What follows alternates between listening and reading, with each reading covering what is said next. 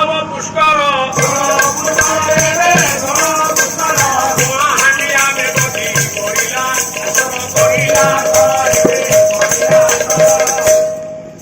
ଯେ ଉତ୍ତରୁ ମହିଳା ପୁଣି ସେ ଝଞ୍ଜା ପବନ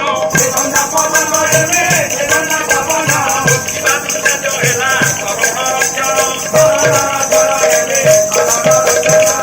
ହଠାତ୍ ଉତ୍ତର ଦିଗରୁ ଗୋଟେ କଳା ହାଣ୍ଡିଆ ମେଘ ଉଠେଇ ଆସି କଣ ତୋଫାନ ଗୋଟେ କାଳ ବୈଶାଖୀର ସ୍ରୋତ ଯଜ୍ଞ ମଣ୍ଡପର ଉତ୍ତର ଦ୍ୱାରରେ ପ୍ରବେଶ କଲା। ଯେତେ ମୁନି ଋଷି ଥିଲେ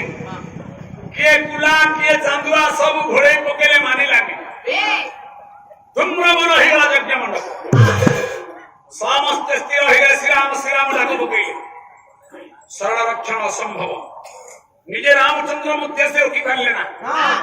କିଛି ସମୟ ପରେ ନିଜେ ଉତ୍ତର ଫାଟକରେ ଛାତି ଦେଖେଇ ଦେଲେ ଠାକୁର। କଣ ହେଇଛି ସମସ୍ତେ ଆଶ୍ଚର୍ଯ୍ୟ। ଦେଖିଲା ବେଳକୁ ପ୍ରଭୁ କାହାରିକି କିଛି ନ କହି ଯୋଉ ଦିଗରୁ ପବନ ବାତ୍ୟା ଝଡ଼ ଆସିଛି ସେଇ ଦିଗକୁ ଉତ୍ତର ଦିଗକୁ ଠାକୁରେ ଯୋଜନେ ବାଟ ସିଧା ନାକ ସଳକେ ଚାଲିଗଲେ। ଉତ୍ତର ଦ୍ୱାରର ଫାଟକରେ ଦେଖି ଚମକି ପଇଲେ ଠାକୁର ନିଜ ଆଖିକି ବିଶ୍ୱାସ କଲାନି। ଜଣେ ପ୍ରଚଣ୍ଡା ଉଦ୍ଧତା ନାରୀ ପିଙ୍ଗଳ ବାଙ୍ଗଳ ଚକ୍ଷୁ ମୁଗଳିତ କେଶ ବିଦ୍ରୁପା ଶରୀର ବିକଟାଳିଆ ରାକ୍ଷସୀଟିଏ ଠିଆ ହେଇଛି। ଘନ ଘନ ଘନ ଘନ ନିଶ୍ୱାସ ନଉଛି। ଯାହାର ନାସାର ନିଶ୍ୱାସରେ ଝଡ଼ ତୋଫାନ ହଉଛି। ଆଖିର ଲୋତକରେ ଏତେ ବଡ ପାଣି ପବନ ଆଜ୍ଞା ବର୍ଷା ସୃଷ୍ଟି ହଉଛି। ଶ୍ରୀରାମଚନ୍ଦ୍ର ପହଞ୍ଚି ଗଲେ। ସେ ତ ଅନ୍ତର୍ଯାମୀ। ପଚାରିଲେ ହେଲେ କିଏ ତୁ? ତୋର ଏତେ ବଡ ସାହସ? ନା ତୁ ଜାଣିପାରୁନୁ ମୁଁ କିଏ? ସବୁ ଜାଣୁ ପାରୁ ତୁ ସବୁ ଜାଣୁ। ତୁ କିଛି ଜାଣିନୁ ମୁଁ କିଏ? ଜମା ଜାଣିନୁ। ମତେ ତୁ ଭଲ ଭାବରେ ଜାଣିଛୁ। ନାମ ଶ୍ରବଣଖା ମୋର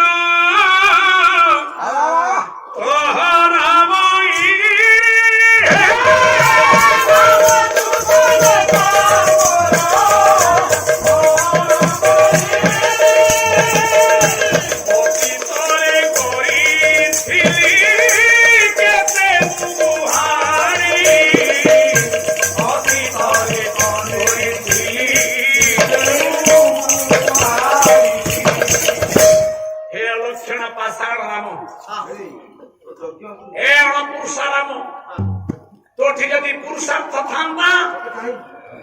ମୋର ସ୍ୱାମୀ ମରିଗଲା ପରେ ମୋରି ଜାଗାରେ ମୋରି ଅଧିକୃତ ଅଞ୍ଚଳରେ ତୁ କୁଡ଼ିଆ ଥାପିକି ରହିବୁ। ମୋ ଜାଗାରେ ରହିଛୁ ଏମିତି ମୋ ଜାଗାରେ ଘର କରି ରହିବୁ ପଞ୍ଚବଟୀ କୁଡ଼ିଆ।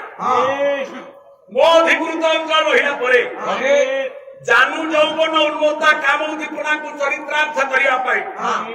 ମୁଁ ଗୋଟେ ନାରୀ ମୋର ଗୋଟେ ମନ ବି ଥିଲା। ତୋ ରମଣୀୟ କମଣୀୟ ସ୍ନେହ ରୂପକୁ ଦେଖି ଆକର୍ଷଣ ହେଲୁ। ମୁଁ ଦେଖିଲି ମୋ ଇଲାକାରେ ଇଏ କିଏ? ମୁଁ ବହୁ ଭାବିଥିଲି ତୋ ରୂପ ଉପରେ ମୁଁ ଜାଣିଲି ତୁ ଯଦି ଜଗନ୍ନାଥ ଯିଏ ଜଗତର ନାଥ ହେଇପାରେ ମୋ ନାଥ ମୋର କାହିଁ ନାଥ ନ ହବ? କେତେ ଆଶା କରିଥିଲି। ଯାହାର ନାଥ ନାହିଁ ତୁ ତାର ନାଥ, ଯାହାର ବାପ ନାହିଁ ତୁ ତାର ପରମ ପିତା, ଯାହାର ଧନ ନାହିଁ ତୁ ତାର ସମସ୍ତ ଧନ। ତେଣୁ ମୋ ସ୍ୱାମୀକି ହରାଇଲା ପରେ ସେ କ୍ଷତିଟା ମୁଁ ତୋଠୁ ଆଶା କଲି। କେତେ ନେଉରା ହେଲି, କେତେ ମିନତି ହେଲେ ଅଲକ୍ଷଣା ତୁ ତ ସାନ ଭାଇ ହାତିକି ଏମିତିଆ ଗୋଟିଏ ଦୁରର୍ଥପୂର୍ଣ୍ଣ ଚିଠି ଲେଖିଦେବୁ। ବାବୁ ନାକ ଶ୍ରୀ ଦାନ ଦିବ୍ୟ ସାଗୁ ବିହର କାନନ କର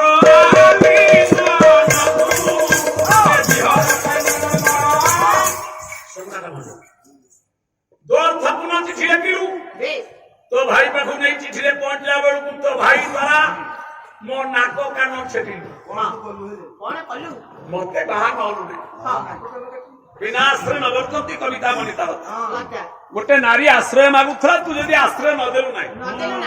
ମୋ ନାକ କାନ ଛେତି ମତେ ଗୋଟେ ଅସୁନ୍ଦରୀ ସଜେଇବାର ସାହସ ତୋର ଆସିଲା। ତୁ କାଇଁ କହିଲୁ ଏ ବଦମାସି ଖେଚାଡ଼ି ସୁବି ଏ ସୁବି ତ ମୋ ନାକ କାନ କାଟି ମତେ ଅସୁନ୍ଦରୀ କଲୁ ଯାହା ଦ୍ୱାରା ଅନ୍ୟତ୍ର ପୁରୁଷ ମାନଙ୍କୁ ଆଶ୍ରୟ ମାଗିଥାନ୍ତି ଆଜ୍ଞା ମୁଁ ଅସୁନ୍ଦରୀ ହେଇଗଲେ ମତେ ଦେଖିଲା କୋଉ ଚୋପ ପକେଇ ପଡେ କେହି ଟିକେ ମିସ୍ କରିବି ମାଗୁନାହାନ୍ତି କାରଣ ଆଜି ତୁ କେମିତି ଯଜ୍ଞ କରିବୁ ମୁଁ ତ ଦେଖିବି ମୁଁ ଦେଖିବି ଆଜି ତତେ ଯଜ୍ଞ ମୁଁ କରେଇଦେବି ନା ନା ମୁଁ ଆସିଛି ପ୍ରତିଶୋଧ ନେବାକୁ। ହଁ ଆଜ୍ଞା ଆଜ୍ଞା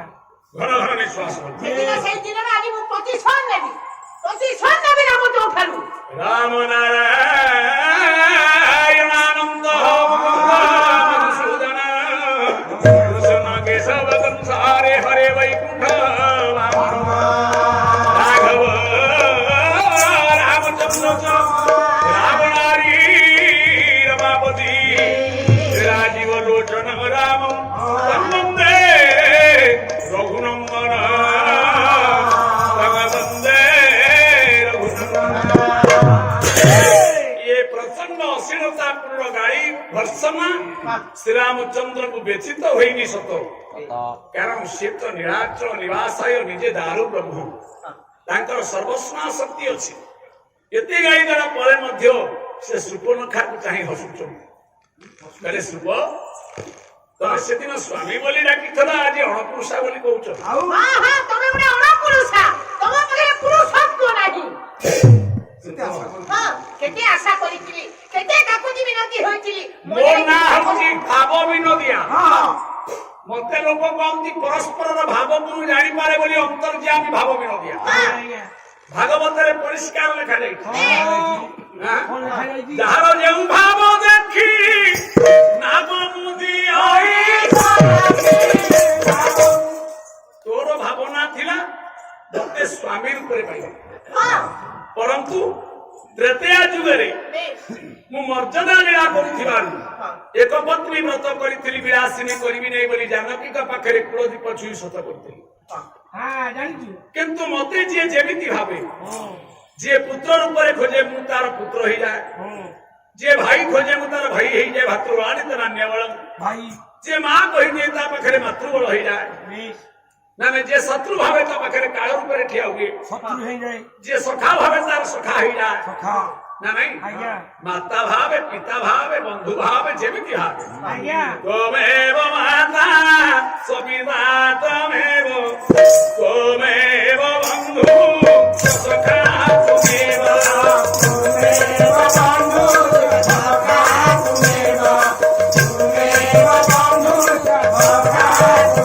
त्वमेव विद्या त्वमेव त्वमेव माम सर्वदेव देव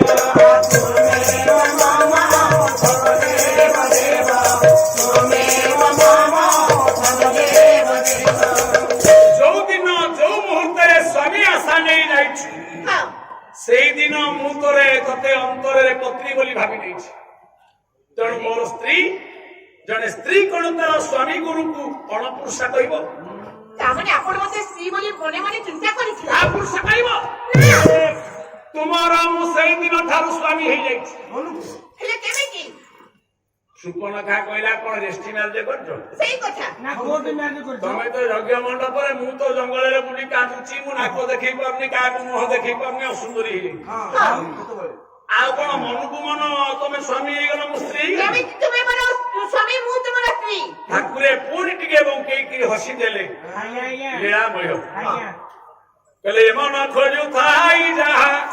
କାଳେ ପ୍ରାପ୍ତ ହୁଏ ତାହା ତୁ ଭାବିଲୁ ଆଜି କିନ୍ତୁ ଦିନେ ପାଇ ମାନେ ହେଇଯିବ କାଳେ ପ୍ରାପ୍ତ ହବ ସେଇ ସୁଯୋଗକୁ ଅପେକ୍ଷା କର ହଁ କେବେ ତ୍ରେତୟା ଯୁଗ ଏକ ପତ୍ନୀ ବ୍ରତ ମର୍ଯ୍ୟାଦା ଲୀଳା ଆଜ୍ଞା ଆଜ୍ଞା ସମୟ ଆସିବ ମର୍ଯ୍ୟାଦା ପୁରୁଷୋତ୍ତମ ଦ୍ୱାପର ଯୁଗରେ ଲୀଳା ପୁରୁଷୋତ୍ତମ ଭାବରେ ଜନ୍ମ ନେବି ଅନେକ ଲୀଳା କରିବି ସେତେବେଳେ ହଁ ମୋ ମାମୁଁ ଘରକୁ ଧନୁଯାତ୍ରା ଦେଖିବାକୁ ଯିବି ଯିବି ତୋ ନାକ କାନ କାହିଁକି କାଟିଛି ଜାଣିଛୁ କାହିଁକି ତାର କାରଣ ହଉଛି ଆଦି ଅନାଦି କାରଣ ହେ ପ୍ରଭୁ ଆତ୍ମା ନାମ ସନାତନ ଆଜ୍ଞା ଆଜ୍ଞା ମୁଁ ଆତ୍ମାରେ ତତେ ଭଲ ପାଏ କାଇଁ ତୁ ମତେ ସ୍ୱାମୀ ବୋଲି ଭାବିଛୁ ମାନେ ମୁଁ ତତେ ଅଧିକାର ଦେଇ ସାରିଛି ସାରିଛି ତତେ ସୁନ୍ଦରୀ କରି ରଖିଲେ ଆଜ୍ଞା ପୁରୁଷ ମାନଙ୍କର କାମନା ଚକ୍ଷୁ ତୋ ଉପରେ ପଡିବ ମୋ ଉପରେ ଆଖି ପଡିବ। ପଡିବ ଅସୁନ୍ଦରୀ କରିଦେଲେ ତୋ ଉପରେ କାହାର କାମନା ଦୃଷ୍ଟି ପଡିବନି କି ତୁ କାହାର ଆକର୍ଷଣ ହେଇପାରିବୁ ସମୟଟା ଆଇ ହେଟ୍ ୟୁ କହିବେ ଆଉ କୋଉ ଦିନ ଆକର୍ଷଣ ହବୁ କୋଉଦିନ? ତୁ ସେଇଦିନ ପର୍ଯ୍ୟନ୍ତ ଅସୁନ୍ଦରୀ ରହିବୁ ଦ୍ୱାପର ଯୁଗରେ ମୋ ଧନୁଯାତ୍ରା ଦେଖିବାକୁ ଯିବା ପର୍ଯ୍ୟନ୍ତ ଲେଖିଲେ ଆପଣ ମାନଙ୍କର କିଏ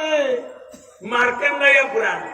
ମାର୍କେଣ୍ଡେୟ ପୁରା ଓଡିଆ ମାର୍କଣ୍ଡେୟ ପୁରାଣରେ ଲେଖାଗଲା ଆଜ୍ଞା ଆଜ୍ଞା ବୋଲେ ଦ୍ୱାପର ଯୁଗରେ ପୂଜା ନାମ ରୂପ କହି ଧନୁଯାତ୍ରା ଦେଖି ଯାଇବି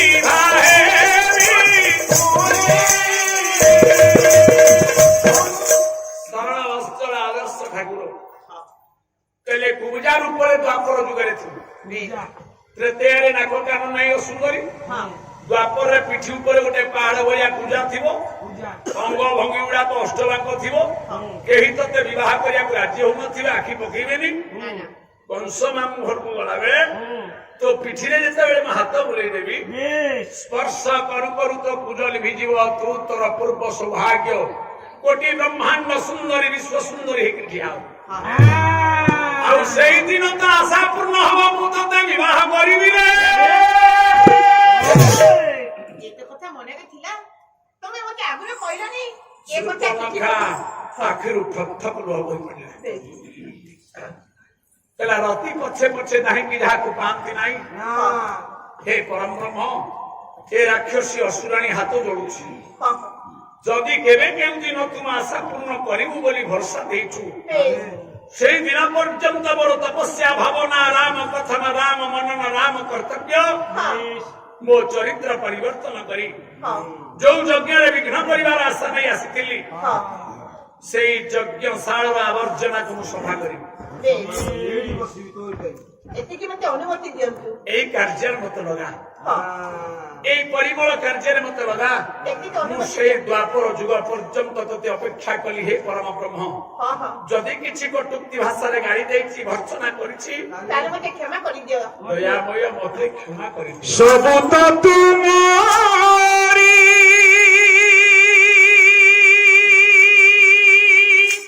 তুমি মতে মাইক করে দিও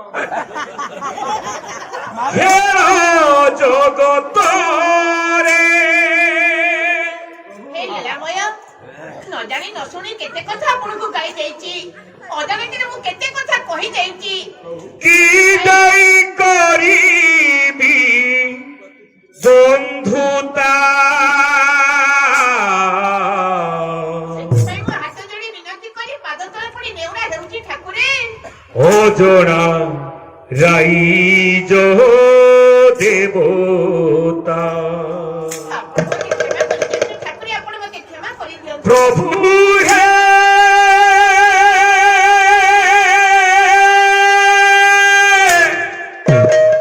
প্রভু হে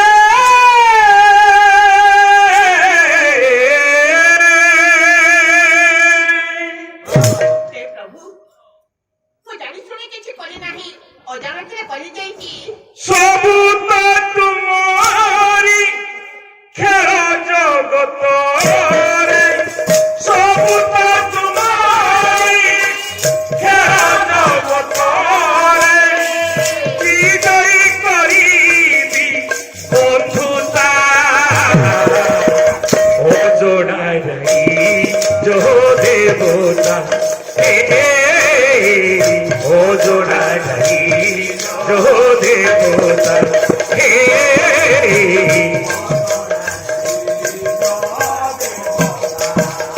জানি না মন্ত্র পূজার ঘনা জানি না মন্ত্র পূজার ঘনা নকরি কেমিতি করিবি অর্চনা ও নকরি কেমিতি করিবি অর্চনা ভগতি অন্তরি ডাকিলে ও ভগতি অন্তরি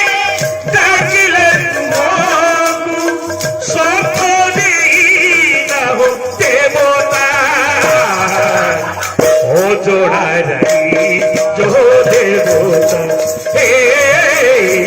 ও জোড়ায় রাই জো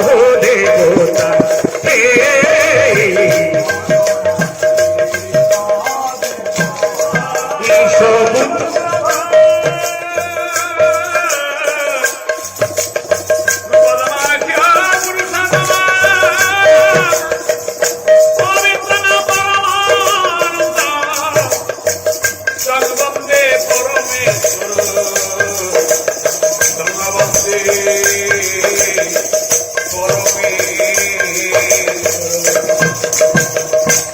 ଇଏ ଗଲା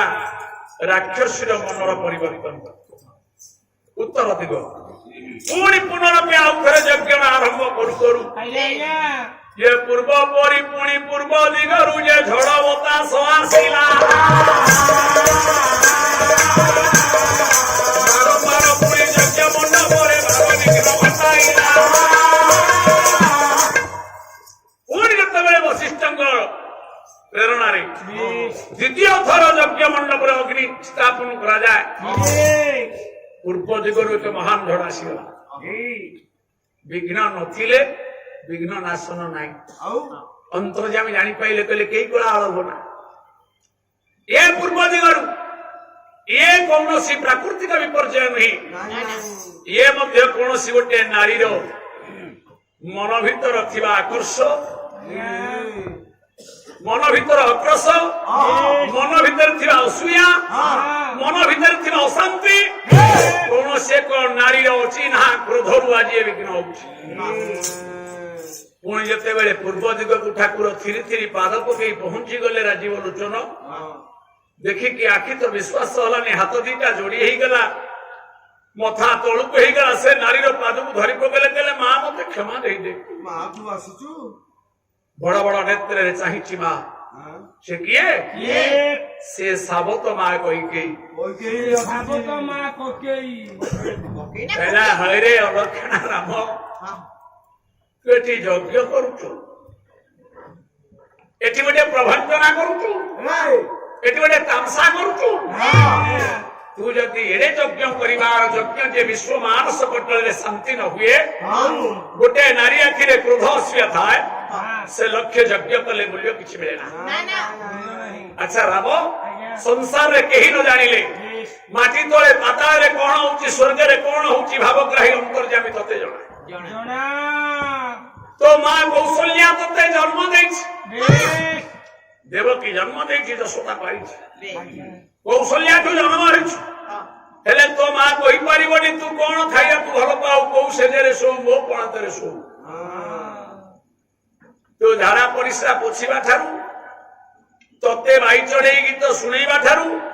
ତୋର ଅଳି ଅଝଟ ସବୁ ଯାକ ଜଞ୍ଜାଳ ମୁଁ ସହିଛି। ଶେଷରେ ମାକୁ ଠକିଲୁ। ଯୋଉ ପୁଅ ମାକୁ ବନ୍ଧାଏ, ସେ ପୁଅ ଲକ୍ଷେ ଯଜ୍ଞ କଲେ କଣ ମର୍ଯ୍ୟାଦା ନେଇଯିବ? ନା ମା, ନା ଆଉ ମା ବୋଲି ଡାକେ ନା। ଯୋଉ କଲାରେ କହନ୍ତୁ, ପ୍ରବଚକ କହନ୍ତୁ, ଯୋଉଠି ରାମାୟଣ ଚର୍ଚ୍ଚା ହେଲା, ସମସ୍ତେ ଜୟ ହନୁମାନ ଜୟ ରାମ କହିଲା ବେଳେ ଏକମାତ୍ର ତୁନି ତୁନି ହେଇ ଆଖିର ଲୁହକୁ ଛାତି ଭିତରେ ରଖି ମୁଇ କାନ୍ଦେ। ବିନାଶ କାରଣରେ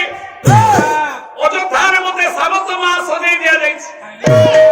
ରାମାୟଣ ପର୍ବ, ରାମାୟଣ କାଣ୍ଡ ଭିତରେ ମୁଁ ଗୋଟେ ଦୁଶ୍ଚରିତ୍ର, ମୁଁ ହେଇଛି କଳଙ୍କିନୀ, ମୁଁ ହେଇଯାଇଛି ଖଳନାୟିକା। କହରାମ, ଏହା କଣ ବାସ୍ତବ? ଲୋକ କଥାରେ, ଲୋକ ଲୋଚନରେ ମୁଁ ନିନ୍ଦିତ, ମୁଁ ଭାସିତ। ତତେ ରକ୍ଷା କରିବା ପାଇଁ ଚଢେଇଙ୍କର କପତ କପତି କଥା ପୂର୍ବ ଭାଷ ଶୁଣି ଶନିଗ୍ରହଙ୍କର କ୍ରୋଧ ରକ୍ଷା କରିବା ପାଇଁ ମୁଁ ତତେ 14 ବର୍ଷ ଛାତିକି ପଥର କରି ଦଶରଥକୁ ବର ମାଗି ପଠେଇଲି। এইটা কোন কইকেইর ভুল? নম কৃষ্ণায় নীলায় সিদ্ধিকণ্ঠনিভায় চ নমো নির্মাসদেহায় দীর্ঘশ্রুজটায় চ। দেবতা মানে নিজ নিজের ক্ষমতা বিস্তার করে নিজ কর্তব্য পালন করুন। সবু দেবতা ঠারু শনি গ্রহ হচ্ছে বলি গ্রহ, বলিয়ার গ্রহ। যে শিবপুত্রଙ୍କ জন্মদিନରେ যাই গণেশଙ୍କର মুখ পড়ি যাইଥିଲା, ଛାତି ମୁଣ୍ଡ ଲାଗିଲା। ମୁଁ କଣ ପାଠ ପଢିବା ଭୁଲ? ମୁଁ କଣ ବିଦ୍ୟା ଗ୍ରହଣ? କଇକେଇ ଜାଣିଥିଲେ କାକ ଚରିତ୍ର ସମ୍ଭାଳ, ଆଗକୁ କଣ ହବ କଇକେଇ ଜାଣନ୍ତି। ସତ୍ୟରେ 2 ଜଣ ଜାଣନ୍ତି, गोटे पाद पकई आउ गोटे पाद पकईले कौन घटना दुर्घटना आमको जना नहीं ଜଣା ନାହିଁ किंतु चारि जुगे 8 जन जानी ହେ ଭଗବାନ सत्य जुगे जानती ब्रह्म अवधूत एवं काकभूषण ଆଜ୍ଞା ଯେତେବେଳେ ଜାଣେ କୈକେୟୀ କୈକେୟୀ ଆଉ ଜଣେ ହଉଛନ୍ତି ବିଶ୍ୱାନନ୍ଦନ ରାବଣ ରାବଣ ସେ ତା ପୁଷ୍କରିଣୀରେ ଗୋଟେ ପଥର ରଖିଛି ସେ ପଥରରେ ଠିଆ ହେଲେ ଆଗ ତ ଭବିଷ୍ୟତ କହିବ ସବୁ କହିଦବ ସିଏ ହଁ। ଦ୍ୱାପରରେ ଜାଣିଛନ୍ତି ସଞ୍ଜୟ ଏବଂ ସହଦେବ ସଞ୍ଜୟ ସହଦେବ ଧୃତରାଷ୍ଟ୍ରଙ୍କ ମନ୍ତ୍ରୀ ସଞ୍ଜୟ ଆଜ୍ଞା ଏବଂ ସହଦେବ ସବୁ ଜାଣନ୍ତି ହେଲେ ପଚାରିଲେ କହିବେ ସିଏ ମୋରି ଭଳିଆ ମୁଁ ସେମିତି ବଇଥିଲି ସେମାନେ ଭବିଷ୍ୟତ କହିପାରିବେ ଆଉ କଳି ଯୁଗରେ ଦି ଜଣ ଜଣେ ନେମାଳ ପଦ୍ମବନ କଟକ ମହାପୁରୁଷ ଅଚ୍ୟୁତାନନ୍ଦ ଆଜ୍ଞା ଆଉ ଜଣେ ଯାଜପୁର ଓଳାଶୁଣୀ ପର୍ବତ ଅଳିଖିତ ଦାସ ହେଲେ ଯୋଉଠି ଶୁଖୁଆ ଭୋଗ ହୁଏ ଆଉ ପୋଡ ପିଠା ଏଇ ଦି ଜଣ ଏଇ ସରସ ବାବୁ ଆପଣଙ୍କୁ ଯୋଉ 1000 ଟଙ୍କାରେ ଦେଇଥିଲେ ଟିକେ ଆଶୀର୍ବାଦ କରିବେ ଶବ୍ଦ ସାହୁ ବାବୁଙ୍କର ଠିକ ଅଛି ସାହୁ ବାବୁ ତ ଆମକୁ ଅଠା ଲଗେଇଦେଲେ ଏମିତି ସ୍ନେହ ବନ୍ଧନରେ ଆଜ୍ଞା ଆଜ୍ଞା କାଲି ହଉ। ଟିକେ ଆଜ୍ଞା ଚୁଙ୍ଗୁଡି ଟିକେ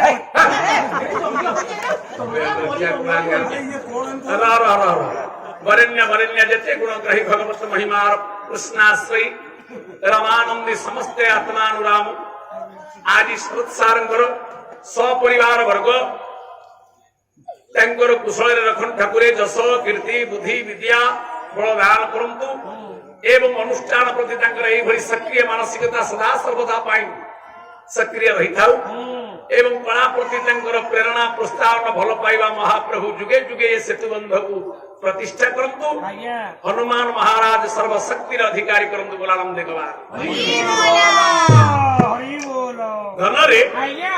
आउ टिके आगु गले हम जानि परिबा कोई के चरित्र के आश्चर्य आज्ञा चालुनांती टिके आगु राति पाइले राम राजा हबे हां चढ़ई कथा को शुणी मंथरा जाइथला फूल तोलिया को कोई के सके मंथरा सब चलचंचल कांतम भक्ति कपतिका गुण दया ना थाम तो काल धुना ना अयोध्या नगरी रे अंडिना चढ़ईटा कपत कहूची कपति की आज्ञा चाले राज्य छाड़ी पड़ेगा गाड़ी पड़ेगा कपति कहला काई की କାହିଁକି ए राम राजा हबे केडे बड़ महोत्सव हो केते आनंद केते प्रमोद केते पुलक कथा ସେଇ କଥା तुमे कौन कहछ पड़ेबा ହଁ ना नाई राम राजा हबनी ଆଉ ना थाम तो काल धुना समस्त जानती राम राजा हबो हां हेले भूषण काको कहिला राम राजा हबनी अयोध्या नगरी के उठे महाकाल शनि ग्रास करी आसंता काली पंचग्रह पुट बेश अयोध्या नगरी होउची मिथुन राशि हां रामचंद्रଙ୍କର मिथुन राशि दशरथଙ୍କର मिथुन राशि सुनो शनि ଯାହାକୁ କ୍ରୋଧ करे 7 वर्ष ବେଶ 7 ବର୍ଷ शनि सप्ताह ତେଣୁ ଏ ତିନି ଜଣଙ୍କର ଶନି ସପ୍ତାହ ଯେତେବେଳେ ଏକକାଳୀନ ପଡିବ बेश ରାଜ୍ୟକୁ ରଜାକୁ ବାପକୁ ये ତିନିଟା 7 ହେଲେ କେତେ ହଉଛି 21 ବର୍ଷ ଶନି ସପ୍ତାହ ଆମ ତା ଭିତରୁ କାକ କହୁଛି କାକି କିବା କପତ କହୁଛି କପତି କି ଯେ ହେଲେ ଜଣେ ମୃତ୍ୟୁ ହବ ଅଯୋଧ୍ୟା ଧ୍ୱଂସ ହଉ ନହେଲେ ରାଜା ଦଶରଥ ଧ୍ୱଂସ ହଅନ୍ତୁ ନହେଲେ ରାମଚନ୍ଦ୍ରଙ୍କର ମୃତ୍ୟୁ ବାପା ତିନି ରେ କହିକି ଶୁଣି ବ୍ରହ୍ମା ପ୍ରଜାପତିଙ୍କ ବାଦ ବିତେନ ଦେନ ବିଲଙ୍କା ରାମାୟଣ ଏ କଥା ଶୁଣିଲା ପରେ କହିକି ଅଜାଡ଼ି ହେଇ ପଡିଗଲେ ଯେ ରାମକୁ ଆତ୍ମା କଲିଜାଠୁ ଅଧିକା ଭଲ ପାଏ କହିଲା ମନ୍ଥରା ସେ ଫୁଲ ଡାଲା ଫୋପାଡ଼ି ଦେ କଣ ହବ ସେ ଫୁଲ ଯୋଉ ଫୁଲକୁ ମୁଁ ବୁଦ୍ଧି ରଖିଦେଲି ମୋ ପୁଅର ଯାହା ହବ ତା ବେକରେ ଲମ୍ବେଇ ନେଇ ମୁଁ ଟିକେ ଗର୍ବିତ ହେବି ଜନନୀ ପୁଲକିତ ହବ ଏ ଅଲକ୍ଷଣା କାଉ ଯାହା କହିଲାଣି ଏ କଥା ଶୁଣିଲା ପରେ ଆଉ କାଇଁ ଫୁଲ ନେବି ମତେ ଟିକେ ବିଷ ଦେ ମୁଁ ଖାଇକି ମରିବି ମରିବି ସେଇ ମା ଯେ ପୁଅର ମୃତ୍ୟୁ ଦେଖିପାରେ ସେ ମା ନୁହଁ ସେ ରାକ୍ଷସୀ ରାକ୍ଷସୀ ତେଣୁ ଜାଣି ନାହିଁ ମୁଁ ଜାଣିଛି ଦଶରଥଙ୍କର ଶନି କ୍ଷତି କରିବନି ମୋ ସ୍ୱାମୀଙ୍କର ଶନିଙ୍କର ମୈତ୍ର ବସିଛନ୍ତି ଆଜ୍ଞା ଆଜ୍ଞା ଅଯୋଧ୍ୟାର ବି କ୍ଷତି ହେବନି ଯେହେତୁ ଅଯୋଧ୍ୟା ହଉଛି ଗୋଟେ ନିର୍ଗୁଣ ରାଜ୍ୟ ରାଜ୍ୟ ଆଉ ଯଦି କ୍ଷତି ହବ ମୋ ଧନର କ୍ଷତି ହେଇଯିବ ହେଇଯିବ ଦାସ ଦେବୀ ଆଜ ମୋର ଲଳା ଜୀବନ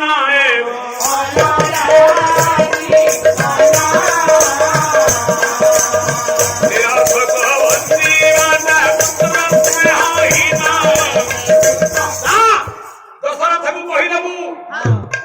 ଆଉ ମୁହୂର୍ତ୍ତେ ବଞ୍ଚିବନି କହିକେଇ କରିବ ନହେଲେ ନଦୀକି ଡେଇ ପଡିବ। ମନ୍ଥରା କହିଲା ମା ଆପଣ ପୁରା ଅଯୋଧ୍ୟାର ଅଧୀକ୍ଷା ନାରୀ ମାନଙ୍କ ଭିତରେ ଶ୍ରେଷ୍ଠ ଆଦର୍ଶା ସେନାପତି ଆପଣ ପୁରା ପାଟରାଣୀ ପୁଣି ଅଯୋଧ୍ୟାର ସେନାପତି ଏତେ ରୂପବତୀ ଗୁଣବତୀ ହୋଇ ଗୋଟେ ସାଧାରଣ କଥାରେ ଭାଙ୍ଗି ପଡୁଛ ଟିକେ ବୁଦ୍ଧି ଆସୁନି ନା ମନ୍ଥରା ଇଏ ସାଧାରଣ କଥା ନା ହଁ ବୁଦ୍ଧିମାନ ବିବେକ ଲୋକ ପାଖରେ ସବୁ ସାଧାରଣ ଏ ବୁଦ୍ଧି ବିବେକ ଜ୍ଞାନ ବଳେ ମରଣ ଜିଣି ପାରେ ଶାସ୍ତ୍ର କହିଛି ବୁଦ୍ଧି ବିବେକ ଜ୍ଞାନ ପାଖରେ ମୃତ୍ୟୁ ହାରିଯାଏ। ମଉସା କୁଆଡେ ଯାଉଛ? ଧୀରେ ରହ ତମର ତ ବୁଦ୍ଧି ଅଛି ଏଇଠି ଏକ କର ତମେ ତ ବୁଦ୍ଧି ବଳରେ ଯଦି ତମର ପୂର୍ବ ମନ ମାଗି ନବ କୌଶଳରେ ଚକ୍ରାନ୍ତରେ ନିଜ ଛାତିକି ପଥର କରି ବାକି ଥିବା ବରକୁ ମାଗି ନବ ଅଯୋଧ୍ୟାରେ ସିନା ରାମ ରହିଲେ ଶନି ସପ୍ତାହ ପଡିବ ରାଜ୍ୟର ଆଉ ରାଜାର ଅଯୋଧ୍ୟା ରାଜ୍ୟରୁ ଯଦି ଆମେ ବିୟୋଗ କରିଦେବା ଏ ରାଜ୍ୟ ଛାଡି ଏ ସ୍ଥାନ ଗୁଣକୁ ଛାଡି ଅଲଗା ସ୍ଥାନରେ ରହିଗଲେ ଆଉ ତ ତ୍ରିଦଶ ନାଡି ଶନି ସପ୍ତାହ ହବନି 14ଟା ବର୍ଷ ଯୋଉଠି ରହିଗଲେ ହାତୀ ବନସ୍ତରେ ବୁଲିଲେ ରାଜାଙ୍କର ତେଣୁ ମୋ କଥା ମାନ ଆତ୍ମହତ୍ୟା ମହାପାପ ଆତ୍ମହତ୍ୟା ନ କରି ଏଇ ବୁଦ୍ଧିଟା ପ୍ରୟୋଗ ବୁଦ୍ଧି ବୁଦ୍ଧି କହି କହିଲା ରାମ ତତେ ବଞ୍ଚେଇବା ପାଇଁ ଶନି କାଳ କୋପରୁ ପଣତ ଗୋଳେଇ ମାର ଧର୍ମ ପାଳନ କରିବା ପାଇଁ ଛାତିକି ପଥର କରି ଦଶରଥକୁ ମାଗିଲି ଭରତ ହବ ରାଜା ରାମ ଯିବ ବନବାସ 14 ବର୍ଷ ବନବାସ ଆଉ ମୁଁ ଯଦି ସାବତ ମା ହିସାବରେ ମାଗିଥାନ୍ତି ମୋ ପୁଅ ଭରତକୁ ରାଜା କରିବା ପାଇଁ ମାଗିଥାନ୍ତି ତାହେଲେ 14 ବର୍ଷ କାହିଁ ମାଗିଥାନ୍ତି ଲାଇଫ ଟାଇମରେ ସାରା ଜୀବନ କାହିଁ ମାଗିନଥାନ୍ତି ବସିଥାନ୍ତା ମୁଁ କଣ ଏତେ ଅଜ୍ଞାନୀ 14 ବର୍ଷ ପରେ ଜ୍ୟେଷ୍ଠ ପୁଅ ରାଜ୍ୟ କହିଲେ ସେ ପୁଣି ରାଜା ହବ ତେଣୁ ଏ ସାଥେ ସାଥେ 14 ରାଜ୍ୟ ଆଉ ରାଜାଙ୍କର ସତ୍ତାକୁ ମୋଚନ କରିବା ପାଇଁ ଅତିବାହିତ କରିବା ପାଇଁ ଏ ପ୍ରକାର ବିପଦ ସମୟକୁ ଅତିକ୍ରମ କରିବା ପାଇଁ ମୁଁ ଛାତିକି କାଠ କରିଥିଲି ହେଲେ ତାର ପ୍ରତିଦାନ ସାରା ରାମାୟଣ ଚର୍ଚ୍ଚକ ଜ୍ଞାନୀ ଗବେଷକ ମାନେ ମତେ ନିନ୍ଦା କଲେ ଆଉ ତୁ ଯଜ୍ଞ କରି କଣ ଫଳ ପାଇବୁ ମୁଁ ଏଇଥିପାଇଁ କାନ୍ଦୁଛି ରାମଚନ୍ଦ୍ର ହାତ ଯୋଡ଼ିଦେଲେ କହିଲେ ମା କୌଣସି ମାର ଋଣ ତ ପୁଅ ସୁଝି ନାହାନ୍ତି କିନ୍ତୁ ମୁଁ ସୁଜି ହେଲେ ମୁଁ ଏତିକି କହୁଛି ରାମାୟଣରେ ପଢିଲା ବେଳେ 10,000 5,000 ଲକ୍ଷ ଲୋକ ତତେ ନିନ୍ଦା କରିଥିଲେ ଏମିତି ଦିନେ ସମୟ ଆସିବ ଲକ୍ଷ ଲକ୍ଷ କୋଟି କୋଟି ଲୋକ ଗୋଟିଏ ମନରେ ଫୁଲମାଳ ପକେଇ ହରିବୋଲ ହୁଳ ହୋଇ କୀର୍ତ୍ତନ କରି ତୋ ଯଶ ଗାଇବେ ସମୟ ଆସିବ ସେଇଦିନ ନା ସେ କିଏ ନା ମାଲ ମାଉସୀ ରୂପ ବଡ ଦାନ ରହି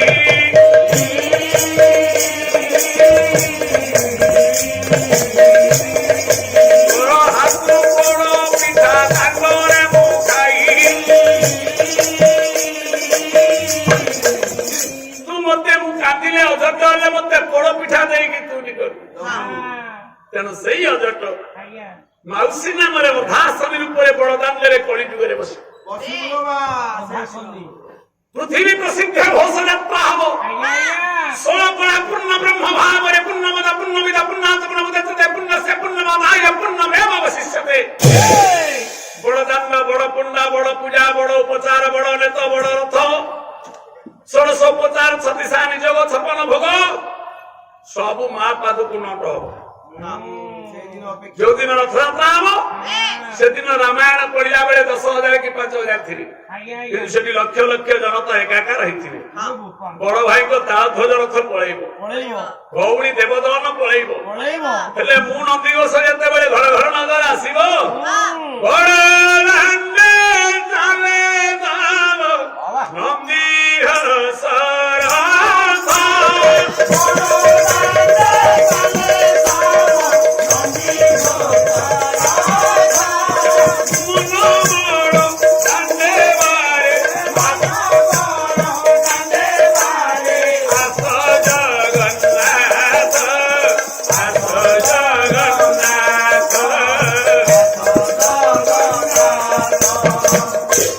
ଆଜି ଅନ୍ତିମ ବିଶ୍ୱ କଲ୍ୟାଣ ଯଜ୍ଞରେ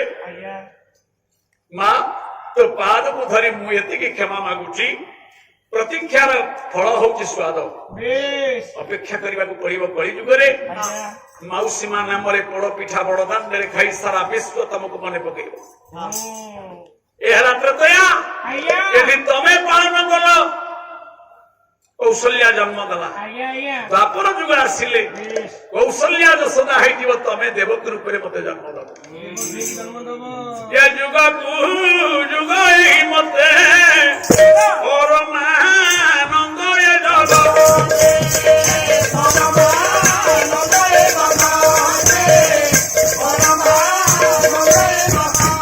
आर्यवर्ता मर्यादा धर्म रक्षाकारी पुरुषोत्तम राम एमती माँ को बुझे देले माँ पाद धूली नेला बेले माँ नहीं कुंधई पकेला मो धन रे मु जो मानसिकता रे आसी आज प्रचंड अभिमान तो ऊपर गाड़ी देवी सबु जाक अभिमान मोर कल्याण दृष्टि हो गला जा तू यज्ञ कर ए यज्ञ सफल विश्ववासी ऊपर कृपा दृष्टि हवा पाई मोर समस्त अभिमान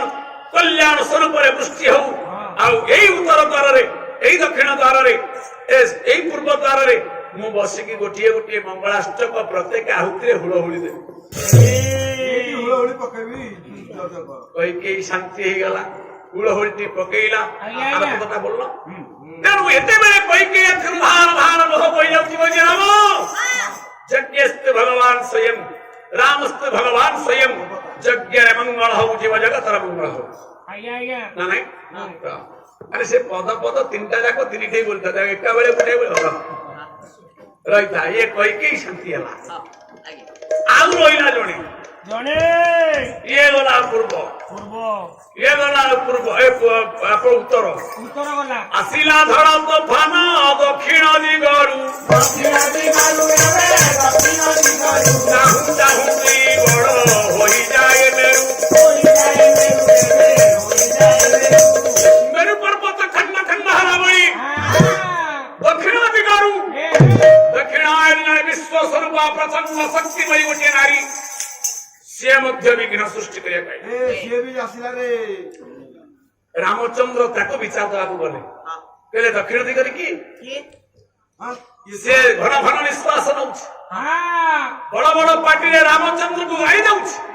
रे अलक्षणा राम रे कुलबुड़ा राम रे वंश बुड़ा राम काई ये प्रपंच ये यज्ञ रे मूल्य नाही मु गोटे नारी मो आखिरु लुह बहुची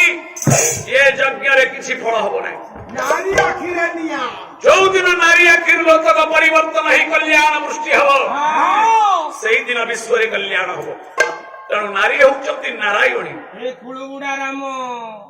हे माइजिया राम रामचंद्र धरी पकेले गोड़ को से किए ये से किए जानी किए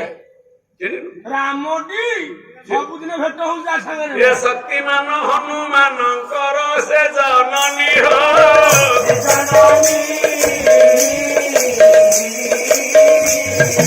उजना माता ने हुई भक्ति अभिमानी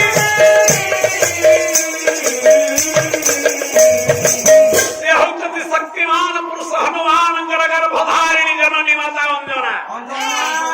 घन घन निश्वास नहीं बकुलीवाड़ी खंडे धरी जत्री लुगा खंडे उठई पकई धुम धुम ही चली आसला कहला हाय अलक्षणा कुलबुड़ा वंश बुड़ा राम केमी यज्ञ कुलबुड़ा मो आखिर जदि लुह धरिबो तू यज्ञ केमिति कर दब देखिया रामचंद्र कहले मां काई एते क्रोध करछो कोन हेजे टिके मते को ना हाय वंश बुड़ा तोरा किछि नै मो पुओ को कोन जड़ी मंत्र कोलु किमिया कोलु मो पुओ सागर आम साई पड़िशा समस्त पुओ बासा पिला छुआ वंश रही मो छुआटा को नहीं ब्रह्मचारी गलु कि राम नाम पैलु तो पछरे गोड़ौची मु काई गल मदे पिला सिए बा हवा ना धरु नहीं साई पड़िशा सब बेले बाहागर भोजी हो मो छुआटा को जदि मु कुणिया डकैली बाहागर केड़े केड़े सुंदरिया जीव प्रस्ताव आइली बाहर ना सुनिले देई की पळौची तो पाखकु रे कौन करी मो पुओ बाबा ना धरु नहीं मो घर संसार केमिति रहिबो मो कुल बुड़ी जीव मो कुल बुड़ी जीव तेणु मो कुल बुड़ीले तो कुल बुड़ीब मो प्रधान जे मो प्रधे होइब नाश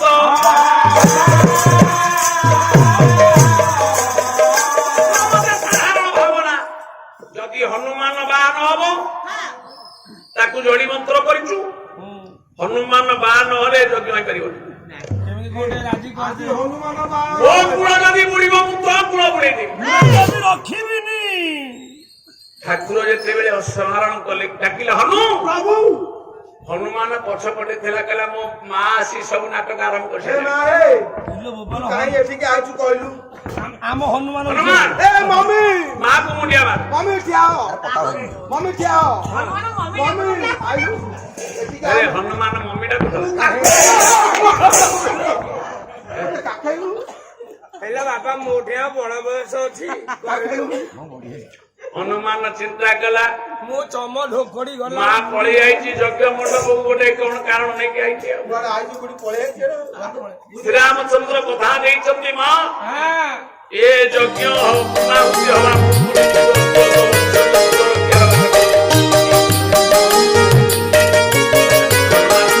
ଦୟାଳୁ ଠାକୁର ମନକୁ ଆସିଥିଲେ କହିଲେ ହନୁରେ ତୁ ମତେ ବହୁତ ବିଶ୍ୱାସ କରୁ ଭଲ ପାଉ ଗାଁ ଦର୍ଶନ କରୁ ମୋ ମୁଣ୍ଡ ଉପରେ ହାତ ରଖ ଯାହା କହିବି ମାନିବୁ କହିଲେ ପ୍ରଭୁ ହାତରେ ହାତ ରଖୁଛୁ ଯେ ମାନି ଆସୁଛି ମାନୁଛି ମାନୁଥିବ ଥିବ ଆପଣଙ୍କର କୌଣସି ଆଜ୍ଞା ଯିଏ ଅବଜ୍ଞା କରେ ନା ପ୍ରଭୁ ଏ ପାଦ ଛୁଇଁ ସତ କୁହନ୍ତୁ ପ୍ରଭୁ କଣ ଆପଣଙ୍କର ଆବଶ୍ୟକ ଆବଶ୍ୟକ କୁହନ୍ତୁ ନା ହନୁମାନ ହଁ ଯେ କୁଳ ରକ୍ଷା ନିମିତ୍ତ ତୋର ବିବାହ ସ୍ତ୍ରୀ କୃପା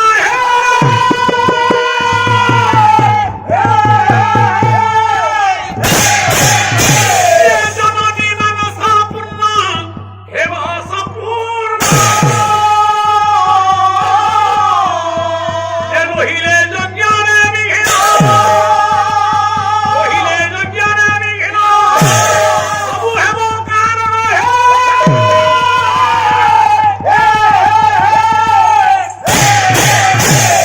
সদায় মোর জ্ঞান সদায় মোর জ্ঞান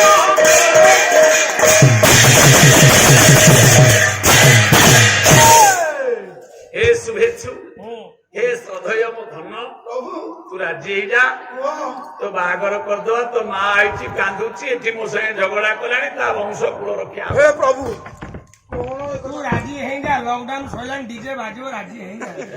ଆରେ ପଇସା ପତ୍ର ଦରକାର ହବନି ବିନା ଯୌତୁକରେ ବାହା ହେଇଯିବ ଯୌତୁକ ପଇସା ଖର୍ଚ୍ଚ ହବନି ଯେତେ ଯଜ୍ଞ ମଣ୍ଡପର ଆଚାର୍ଯ୍ୟ ପୁରୋଧା ମୁନି ଋଷି ମାନେ ଯେତେ ବଡ ଥିଲେ ଜ୍ଞାନୀ ମଣ୍ଡଳୀ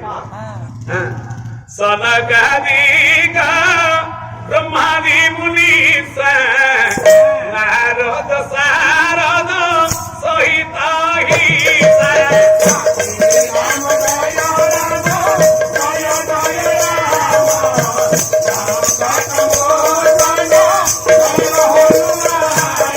ଆଉ ଜମକୁ ବେରା ଦିଗି ପାଲ ଚାହାନ୍ତେ କବି କବିର କହି ସକେ କାହାନ୍ତେ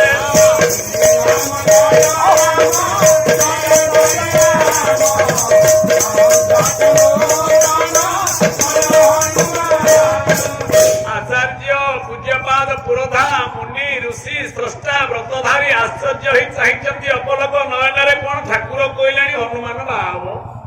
ଆରେ ଭୋଜିଟା ଆଜି ଭଲ ହବ ହନୁମାନ ଚମକି କହିଲେ ହାତ ଯୋଡିଦେଲେ କହିଲେ ପ୍ରଭୁ ହନୁମାନ ବାହା ସାରା ଜୀବନରେ ଯେତେବେଳେ ଆପଣଙ୍କ ଆଜ୍ଞା ଅବଜ୍ଞା କରିନିଏ ଅଧମ हे आराध्य हे देवाग्रगण्य हे पुरुषोत्तम हे जगन्निवास हे आत्मा निरंजन हे सृष्टिर सनातन मु बाहा हेबि जे हेले मु ଭିକ ମାଗୁଛି ଆପଣଙ୍କୁ ମୋର ଗୋଟିଏ ଛୋଟିଆ ଆପତ୍ତି ଅଛି କୁହନ୍ତୁ ପ୍ରଭୁ ଏ ସେହି ଯୁବତୀ କି ଦେବା ସେ ଯାହା ପ୍ରତି ମୋର ଭାବ ଲାଗିବ ଭାବ ଗାଇ ହେ ଭାବ ପବନ ଛୁଇଁ ନଥିବ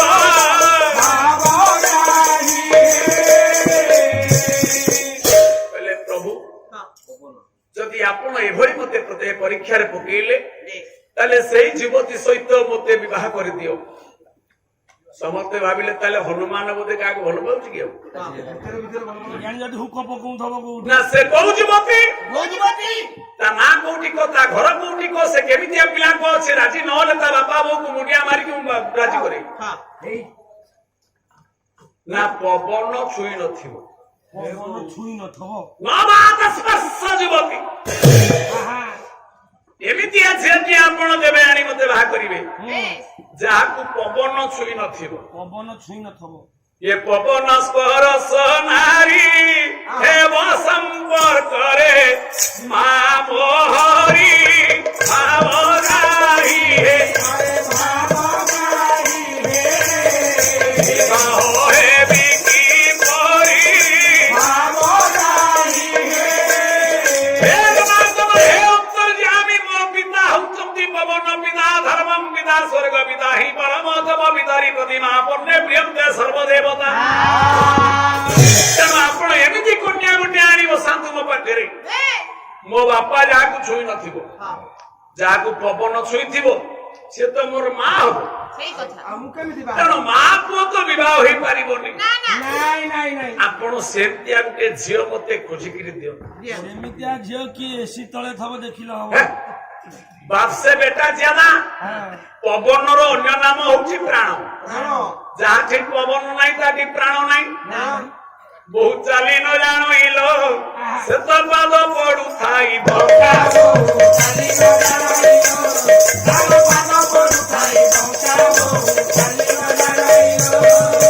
केउ दिन बहुत थी चाली घरे पड़ी जीव धगा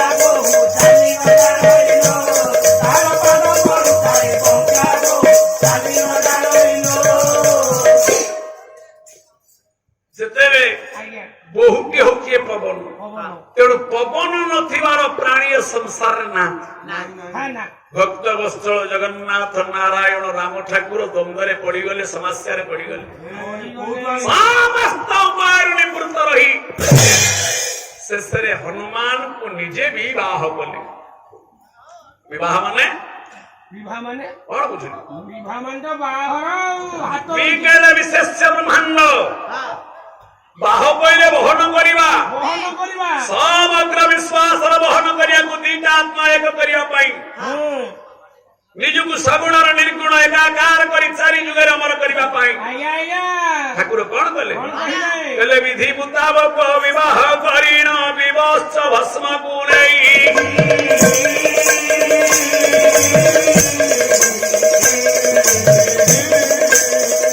ପାଣିର ମୁଣ୍ଡକୁ ଆଉଁସି କପାଳେ ଲେପିଲେ ଦେଇ ହନୁମାନଙ୍କୁ କୁଣ୍ଢାଇ ପକେଇଲେ ଗୋପାଳ ବ୍ରହ୍ମ ବିଭୂତି ହନୁଷିରେ ଦେଲେ ଯୁଗେ ଯୁଗେ ହନୁମାନ ଅମର ହୋଇଲେ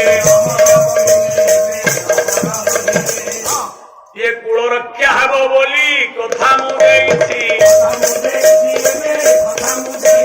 ଯୁଗେ ଯୁଗେ ଅଜନାର କୁଳ ରହିଅଛି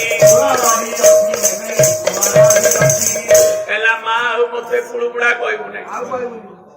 ଆଉ କୁଳୁବୁଡା କହିବୁ ହଁ ନା ମୋର ଜନ୍ମ ମରଣ ଅଛି ହନୁମାନର ଜନ୍ମ ନାହିଁ ନା ମରଣ ନାହିଁ ଏମିତି ପୁଅଠୁ ଜନ୍ମ କରିଛୁ ବେଶ ଏ ସୃଷ୍ଟିର ବାରମ୍ବାର ବିବର୍ତ୍ତନ ଅଛି ତାର ବିବର୍ତ୍ତନ ନାହିଁ ନା ପରିବର୍ତ୍ତନ ବାପା ଏଭଳି ଫ୍ୟାକ୍ଟ୍ରି ଜଗତରେ ନାହିଁ ହଂସକୁ କରେ ହନୁମାନ ନାମ ତାହାର ହନୁମାନ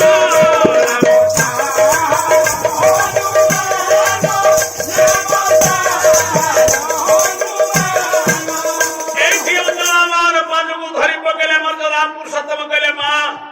ଯେତିକି ପାରିବାର ଶକ୍ତି ସାମର୍ଥ୍ୟ ଅଛି ଅବଶ୍ୟ ସେତିକି ଅଧମ କରିପାରିଛି ମା ମାଲୋ ଆଉ ଯୁଗେ ଯୁଗେ ତୋ କୁଳ ବଂଶ ଉପରେ ଅଗ୍ନି ପାଣି ପବନ ମାଟି ଆକାଶ କାହାର ଆୟତ ନାହିଁ ତୁଅଟୁ ଜଗତ ଜନନୀ ମାତ କରି ନାହିଁ ସେବା ଆଉ କିବା ଧନ ରାଶି ନାହିଁ ରବି ତୋର ଅନୁପମ ସ୍ନେହ ତଥାପି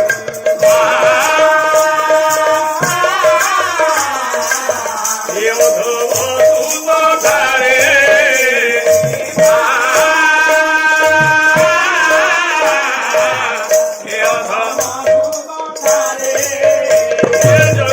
ପୂର୍ଣ୍ଣାହୁତି ହବ ଧର୍ମରେ ଯଜ୍ଞର ପ୍ରଥମ ଦିନର ଆହୁତି ପୂର୍ଣ୍ଣାହୁତି ହବ। ତେଣୁ ଯଜ୍ଞେଶ୍ୱର ନାରାୟଣଙ୍କର ସର୍ବସମ୍ମତ ସତ୍ୟ ନାରାୟଣଙ୍କର ଆରାଧ୍ୟ ପ୍ରତୀକ ଜ୍ଞାନୀ ମାନେ ଯେତେ ବସିଛନ୍ତି ପ୍ରଭୁଙ୍କର ରତ୍ନ ସିଂହାସନରେ ମଣେଇ ହେଉଥିବା ଶ୍ରୀ ଜଗନ୍ନାଥଙ୍କର ମା ଶାରଳାଙ୍କର ଚାମର ନରନାରାୟଣ ମାନଙ୍କ ଉପରେ ସ୍ପର୍ଶ ଟିକେ କରି ଆଣେ। ମା ଆଖିରୁ ଲୁହ ବହୁଛି, ମାତା ଅଙ୍ଗନା ଧାର ଧାର ଲୁହ ବହୁଛି। ଧରି ପକେଇଲେ ଆପଣ ମାନଙ୍କର ରାମଚନ୍ଦ୍ରକୁ କହିଲେ ଧନରେ ମୋ ପୁଅଟା ପାଇଁ ତତେ କେତେ କୁଳାଙ୍ଗାର କୁଳୁଗୁଡା ବଂଶଗୁଡା ବାରମ୍ବାର ରୂପରେ ତତେ ମୁଁ ଗାଳି ଦେଇଛି। ସବୁ ତ ତୁମାରି ଖେଳ ଜଗତରେ କି ଦେଇ କରିବି বন্ধুতা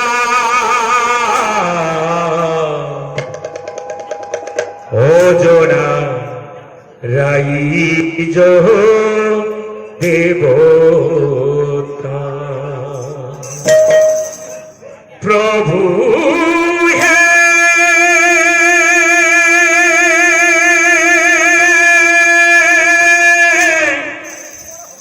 প্রভু হে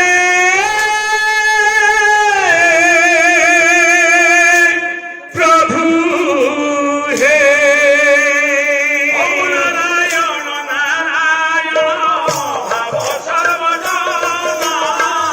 অনুত হরিবে সত্য নারায়ণ অনুত হরিবে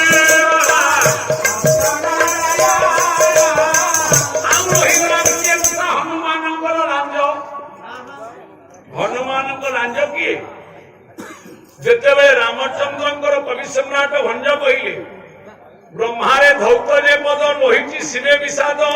ନପାଇ ଚରଣାମୃତ ପାନ କରିଛି। ଯେତେବେଳେ ଶିବ ରାମଚନ୍ଦ୍ରଙ୍କର ପାଦ ସ୍ପର୍ଶ ପାଦ ସେବାର ନିବୃତ୍ତ ରହିଲେ କେଶରୀ ରାଜାଙ୍କ ମାନସ ପୂର୍ଣ୍ଣ କରିବା ପାଇଁ ନିଜେ ସ୍ୱୟଂ ରୁଦ୍ରାବତାର ହନୁମାନ ହେଇକି ଜନ୍ମ ହେଲେ। କହିଲେ ମୁଁ ସିନା ସେମିତି ପାଦ ଧୋଇ ପାଇଲିନି, ପାଦରେ ସେବକ ହବା ପାଇଁ ସତ୍ୟଂ ଶିବଂ ସୁନ୍ଦରଂ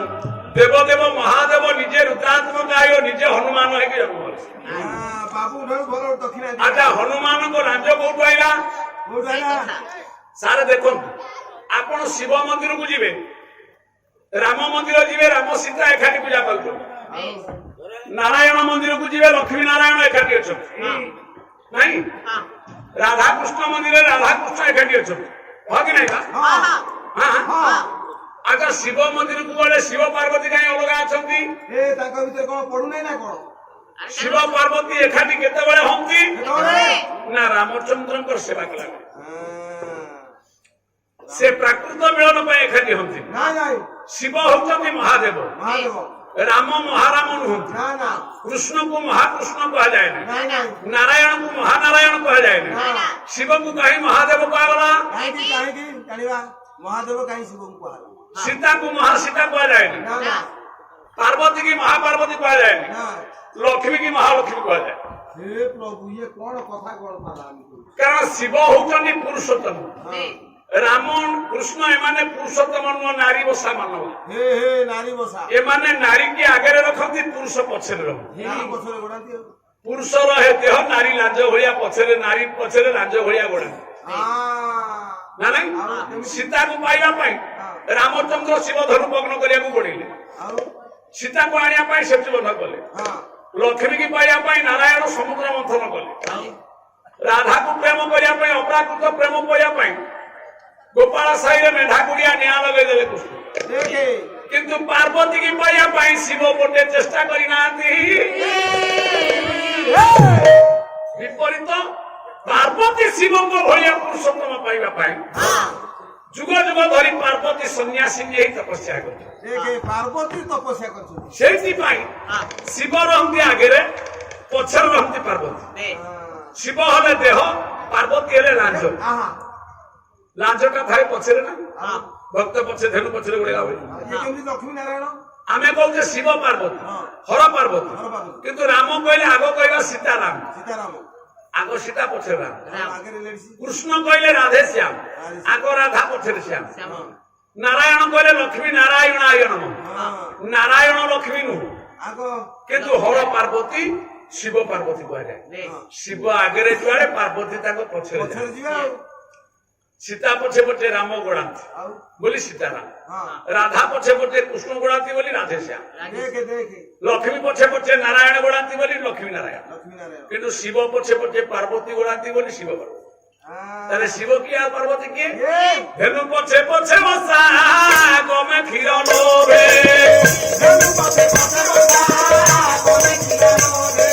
ଆଉ ଭଗତ ପଛରେ ମୁଇ ଥାଇ ସେଇ।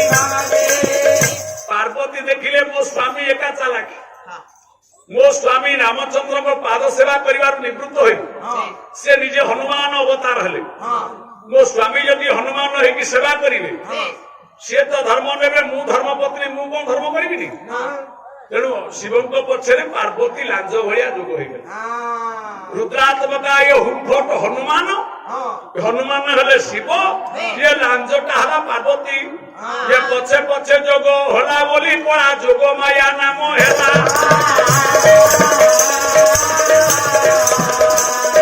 ଓଙ୍କାର ପ୍ରଣବ ଧ୍ୱନି ପରେ ପୁଣି ଅଧମ ଚାବି ଉଠିଲା। ତେଣୁ ହଂସକୁ ଅନୁମାନ କରେ ପରମାତ୍ମା ଆତ୍ମାରାମଙ୍କ ସେବକ ହଉଛି ହନୁମାନ। ପବନ ସୁତ ମନ ପବନର କେନ୍ଦ୍ର ଶକ୍ତି। ସେ ଯେତେବେଳେ ରାମଚନ୍ଦ୍ରଙ୍କର ସେବା କଲେ, ପାର୍ବତୀ କହିଲେ ମୁଁ ତମ ସାଙ୍ଗରେ ଏତିକି ବେଳେ ଯୋଡି ହେଇଯିବି। ତେଣୁ ଶିବ ପାର୍ବତୀ ଉଭୟକୁ ଦର୍ଶନ କରିବା ଯାହା, ଇଏ ହନୁମାନ ମହାରାଜଙ୍କୁ ଏକା ଦର୍ଶନ କରିବା ସେଇଆ। ଶଙ୍କର ଶିବର କେଶରୀ ନନ୍ଦନ, ତେଜ ପ୍ରତାପ ମହାଜଗବନ୍ଦନ।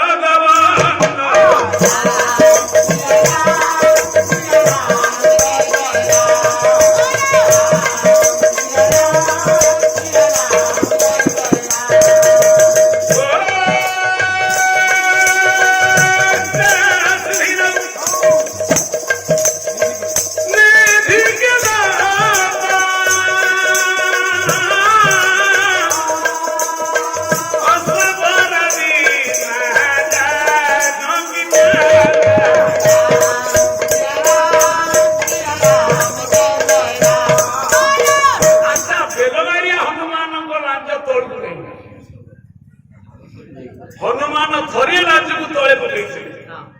କେତେବେଳେ ନା ଯେତେବେଳେ ସୁଦର୍ଶନ ଚକ୍ର ଲକ୍ଷ୍ମୀ ଆଉ ଗରୁଡ଼ ଗର୍ବ କଲେ। ବୈକୁଣ୍ଠପୁରେ ନାରାୟଣ ଶୟନ କଲାବେଳେ ଲକ୍ଷ୍ମୀ ପାଦ ସେବା କରି କହିଲେ, ପ୍ରଭୁ ପ୍ରଭୁ ଆପଣ କୀର୍ତ୍ତିମାନ ହେଇଛନ୍ତି ମୋ ସକାଶେ। ଏ ସତ କଥା ଆଉ ଧନ ଜନ ବିଭବ ଗୋପଲକ୍ଷ୍ମୀ କାମନା ପୂର୍ଣ୍ଣ ପାଇଁ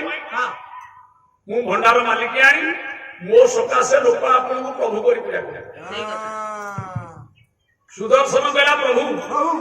ଲକ୍ଷ୍ମୀ କଣ ତାଙ୍କ ନିଜ କଥା କହିଲେଣି? ଆପଣଙ୍କର କୀର୍ତ୍ତି, ଆପଣଙ୍କ ଯଶ, ଆପଣଙ୍କୁ ଲୋକ ଭୟରେ ଡାକନ୍ତି, ଭକ୍ତି କରନ୍ତି, କେବଳ ମୋରି ପାଇଁ ସୁଦର୍ଶନ ଚକ୍ରର ଭୟ। ଆଉ ମୋ ସକାଶେ ଭକ୍ତି ଦେବତା ମାନବ ଯକ୍ଷ ରକ୍ଷ କିନାର ସୁଦର୍ଶନ ଚକ୍ର ଚାଲିଗଲେ ସମସ୍ତ ଅସ୍ତ୍ର ବିଫଳ ହେଇଯାଏ। ଗରୁଡ଼ କହିଲା, ପ୍ରଭୁ ସୁଦର୍ଶନ ଚକ୍ର କଣ କରିବ? ଏଠାକୁ ସେଠା ସ୍ଥାନାନ୍ତର କରିବା ପାଇଁ ଭୂଲୋକ ଭୂବଲୋକ ସ୍ୱଲୋକ ମହଲୋକ ଜନଲୋକ ତପଲୋକ ସତ୍ୟଲୋକ ଅତଳ ବିତଳ ତୁଳାତଳ ମହାତଳ ପାତାଳ, ଇଏ 14 ଲୋକ ଭୁବନ ବୁଲିବା ପାଇଁ ଆପଣ ମୋ କାନ୍ଧରେ ବସିଲେ ଯୋଉଠିକି ଯାଇପାରନ୍ତି, ମୁଁ ନ ଦେଲେ ଆପଣ ଯାଇପାରିବେ ନା। ଗରୁଡ଼ କହିଲା, ମୁଁ ବଡ, ମତେ ସାର୍ଟିଫିକେଟ ଦେବେ। ଲକ୍ଷ୍ମୀ କହିଲା, ମୁଁ ବଡ, ମତେ ସାର୍ଟିଫିକେଟ ଦେବେ। ସୁଦର୍ଶନ କହିଲା, ଆପଣଙ୍କର ଖ୍ୟାତି ମୋ ପାଇଁ ହେଇଛି। ଇଏ 14 ବ୍ରହ୍ମାଣ୍ଡ ଆପଣଙ୍କୁ ଚିହ୍ନି ନଥାନ୍ତେ। 14 ବ୍ରହ୍ମାଣ୍ଡ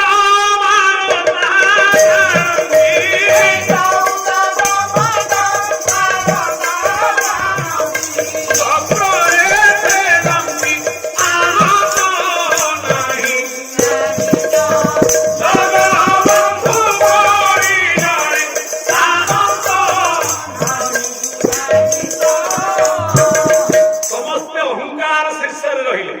ଧନରେ ନାରାୟଣ ଟିକେ ହସିଲେ, କହିଲେ ସୁଦର୍ଶନ କହୁଛି ମୁଁ ବଡ, ଲକ୍ଷ୍ମୀ କହୁଛି ମୁଁ ବଡ, ଗରୁଡ଼ କହିଲାଣି ମୁଁ ବଡ, ତମେ ସବୁ ବଡ ଯେ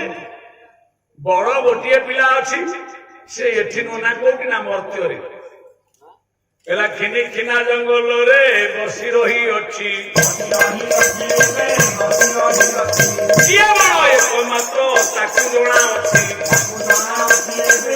କାହାର ଶକ୍ତି କେତେ ସେ କହିବ ଖିନି ଖିନା ଜଙ୍ଗଲରେ ଗୋଟେ ମାଙ୍କଡ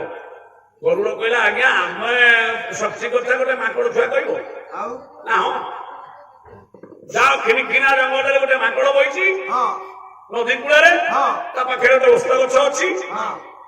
ସେ ମାଙ୍କଡଟାକୁ ଯାଉ ଡାକିବ ନେଇପାରିବ ସେ ମାଙ୍କଡ ଆସିଲେ ଏଠି ବିଚାର ହବ ସୁଦର୍ଶନର ଶକ୍ତି ଅଧିକା କି ଲକ୍ଷ୍ମୀଙ୍କ ଶକ୍ତି ଅଧିକା କି ଗରୁଡର ଶକ୍ତି ଅଧିକା କି ନାରାୟଣର ଶକ୍ତି ଅଧିକା ସୃଷ୍ଟିରେ ସବୁଠାରୁ ଶକ୍ତିମାନ କିଏ ସେଇ ମାଙ୍କଡଟି ଆଇଲେ ବିଚାର ହବ ତମ ଭିତରୁ କିଏ ଯିବ ଇଏ ଆମ ଭିତରୁ ତମ ଭିତରୁ କିଏ ଯିବ କିଏ ଯିବ? ତୁ ଯାଉନୁ ଗରୁଡ କହିଲା ଆଜ୍ଞା ମୁଁ ଯାଉଛି ହଁ ଆଜ୍ଞା ଗରୁଡ ମନ କମା ଖିଟାରେ ହୋଇଲା ଦେଖି ହୋଇଲା ଚକିତ ଯେତେବେଳେ ଖିନି ଖିନା ଜଙ୍ଗଲରେ ପହଞ୍ଚିଲା ହନୁମାନ ବସିଛି ସେ କେମିତି ବସିଛି କେମିତି ଲାଞ୍ଜଟାକୁ ଲମ୍ବେଇ ଦେଇଛି ତଳକୁ ଏ ଲମ୍ବେଇ ଦେଇଛି ନବାରେ ଆଉ ସବୁବେଳେ ଲାଞ୍ଜ ମୁଣ୍ଡ ଉପରେ ଥାଏ ସେଦିନ ଲାଞ୍ଜ ଅଧମୁଖା ହେଇ ତଳେ ପଡିଛି ତଳେ ପଡିଛି ସେ ଜାଣିଛି ନାରାୟଣଙ୍କର ଲୀଳା ମାୟା ଗରୁଡ କହିଲା ହେ ତୁ ଏଠି କଣ ବସି ଆଖି ବୁଝି କଣ ଶ୍ରୀରାମ ଶ୍ରୀରାମ ହଉଛୁ ତତେ ସ୍ୱର୍ଗପୁରେ ବୈକୁଣ୍ଠରେ ନାରାୟଣ ଡାକିଲେନି ଆମ ସାଙ୍ଗରେ ଟିକେ ଆ ଯାଉ ତାହେଲେ ଇଏ କହିଲା ଆଜ୍ଞା ମୁଁ ବୁଢା ଲୋକ କୋଉ କାଳୁ ଏଠି ବଇଛୁ ଉଠି ପାରୁନି ଗୋଡ ହାତ ଦରଦ ହେଇଯାଇଛି କିଛି ଖାଇନି 7 ଦିନ ହେଲାଣି ତମ ନାରାୟଣକୁ ଯାହା କହିବ ମୁଁ ଏକୁଟିଆ ଚାଲି ପାରିବିନି ଆଉ ମତେ ଯଦି ଟିକେ ଉଠେଇକି ଠିଆ କରିଦବ ମୁଁ ନେବି ସେ ଉଠେଇ କଣ ଠିଆ କରିବ କହିଲା ମତେ ଟିକେ ଠିଆ କରିଦିଅ ଗରୁଡ କହିଲା ଏଇ କଥା ତ ମୁଁ ଠିଆ କରିଦେବି ଆମ ଭିତରେ ଗୋଟେ ବିଚାର ହବ ନା ମତେ ତ ଉଠେଇବା କଥା ହେବ ମୋ ଲାଞ୍ଜଟାକୁ ଟେକ ଗରୁଡ ଲାଞ୍ଜ ଟେକିଲା କହିଲେ ଥର ଥର 3 ଥର ये त्रिवार पोया प्रयास से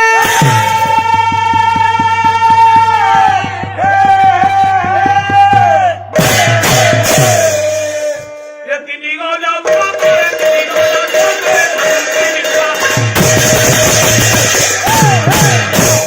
थरे दिथर 3 थर जेतले सबु शक्ति लगे देई नारायण नारायण की लांजटा कोन उठेइबो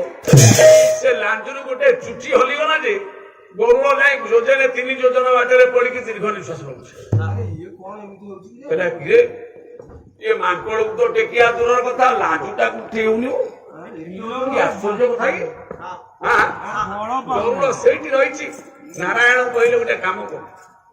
हां ବଳ ପାଉନାହିଁ एने सुदर्शन चक्र को कहि देले तू जा गेट द्वार मोर जगिबु मु टिके सोउछि मो निद न भाग्या पर्यंत जिया आसीबो त काहार की भीतर छाड़िबु ଛାଡିବୁ ନାହିଁ ସେଇଠିକି ଯା से गरुड़ जितेबाला पराजित हो गला गरुड़ कहूँ नारायण नारायण हनुमान कहते श्रीराम श्रीराम ଆରେ ଇଏ କଣ କି ରେ हाँ हनुमान कहला गोटे काम कर କଣ तू तो मत उठे पारिबुनी मु तते उठे नेबी ମୁଁ ପାରିବି ନାହିଁ हाँ राम नारायण आनंद राम और नारायण उभय नाम को जपी ବେଶ गरुड़ जाइला आनिया गरुड़ तो आनी पाइलानी ये गरुड़ पुका खेचापी गरुड़ पुका खेचापी ये आसु संति मोरा कपी किंतु तार देशे हेले ये सुदर्शन जगी थिले ये बात करे अवरुद्ध हनुमान तो कौन कले गरुड़ कले तू पारिबुनी काई तोर मोर एठी एमती दिन राति पळेबो तू तो लांज टेकी पारिबुनी मते कोन टेकी ତୁ ଯା ଗୋଟେ ବୋତଲ ପିଇ ଆସିବୁ गरुड़ को हनुमान महाराज गोटे काखरे चापी देले ହେ ବୋପା ଯେତେବେଳେ ବୈକୁଣ୍ଠ ଜୟ ବିଜୟ ଯୋଉଠି ରହନ୍ତି ସେଠି ସୁଦର୍ଶନ ଜଗିଛି ବାଟ ବାଟ ଜଗିଛି ନାରାୟଣ ମାୟା କହିଛନ୍ତି କହିଲେ ବାଟ ଛାଡିବୁନି ଛାଡିବୁନି ସୁଦର୍ଶନ କହିଲା କିଏ କିଏ ହନୁମାନ କହିଲେ ଟିକେ ଛାଡି ଦିଅ ଗୋଟେ ବାଟ ଛାଡିବି ନା ହେଇପାରିବ ହେଇପାରିବନି ନା କଣ ହେଇପାରିବନି ନୋ ନା ତମର ମୋର ତାର ଶକ୍ତି ପରୀକ୍ଷା ହବ ବେଶ ମୋଠୁ ଯିଏ ଶକ୍ତିରେ ବଢୁଆ ପଡିବ ୟା ଭିତରକୁ ଯିବ ହନୁମାନ କହିଲା ତୁ ଚୁଚୁନ୍ଦ୍ରାଟେ ତତେ ମାଇଲେ ହାତ ବଢେଇବ ଚୁଚୁନ୍ଦ୍ରାଟା ତୋ ସାଙ୍ଗରେ କଣ ମୁଁ ଯୁଦ୍ଧ କରିବି ତୁ କଣ ମୋର ସମକକ୍ଷ ନାଇଁ ଦେଖିଲ ଇଏ କଣ ମହାଭାରତ ଯୁଦ୍ଧ ହେଇଛି କି ଅଜ୍ଞାତରେ ଏକ ଚକ୍ର ବ୍ୟମେ ଘୁରୁଥାଇ ଚକ୍ର ବ୍ୟମେ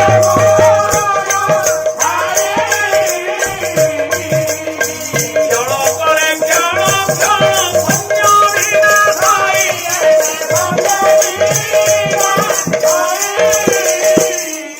ଇଏ ବେଲାଳ ସମ କହିଲା ଭଳିଆ କାମ ଏଠି ନାହିଁ।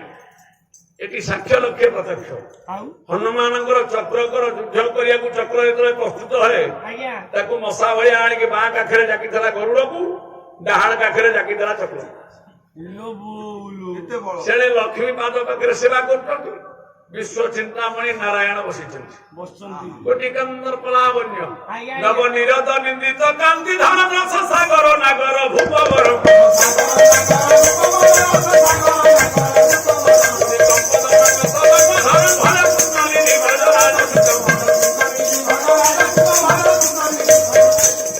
ହାତ ଯାକ ଜାକିକି ଯାଇକି ନମସ୍କାର କରୁଛି।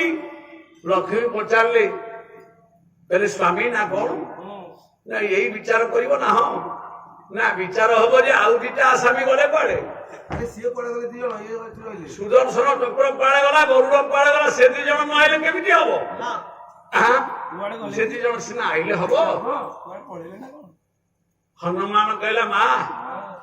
ସେ 2 ଜଣଙ୍କୁ ଆପଣ ଖୋଜୁଛ ନା? ନା ତତେ ତୁ ହିଁ ରକ୍ଷା କର ମୁଛାର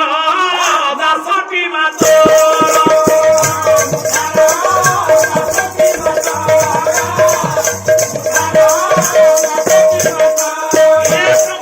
ସତ୍ୟନାରାୟଣଙ୍କର ସତ୍ୟ ଧର୍ମର ବିଚାର ତୁମେ ତୁମ କଥା ବିଚାର କରି ଯେତେବେଳେ ହାତ ଟେକିଦେଲେ ସମର୍ପଣ ଭାବରେ ଆଜ୍ଞା ଏକାଖରୁ ସୁଦର୍ଶନ ଗଳି କହିଲା, ଏକାଖରୁ ଗରୁଡ ଗଳି କହିଲା। ମନକୁ ଖସି ପଇଲା ଆଉ ନାରାୟଣ ଆଖି ଦେଲେ କାହିଁ ଦେଲେ କହିଲେ ବିଚାର ଆଉ ହବ ନା? ବିଚାର ପାଇଗଲଣି ପାଇଗଲ ନା ଆଉ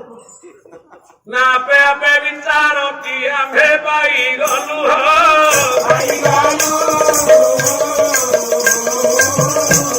ଏ ଦୋଷ ଦୋଷ କ୍ଷମା କର ବୋଲି ପାଦକୁ ଧରିଲୁ। ହେ ଦୟାମୟ ହେ ବିଶ୍ୱ ବିହାରୀ ଏ ସଂସାରରେ ଗୋଟିଏ ନା ନେଇଛନ୍ତି ନାରାୟଣ, ସେ କଣ ନା? ଗର୍ଭଗଞ୍ଜନ ନରହରି ଗର୍ବ ନ ସହନ୍ତି କାହାରି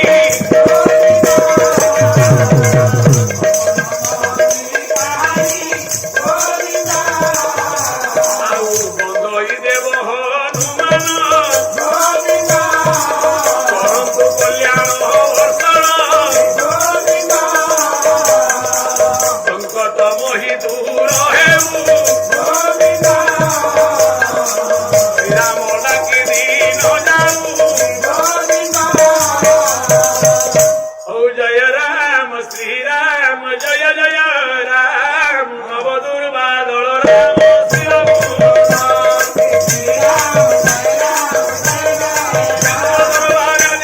सचिदानंद चिन्मयानंद महाप्रभु श्री राम राजीव लोचन हनुमान महाराज यज्ञेश्वर नारायण सत्यनारायण अनुष्ठान अंचलवासी मानकर उद्योगी मानकर आयोजक मानकर प्रायोजक मानकर सारा विश्व मंगल विधान करतु बोलानंद जगवान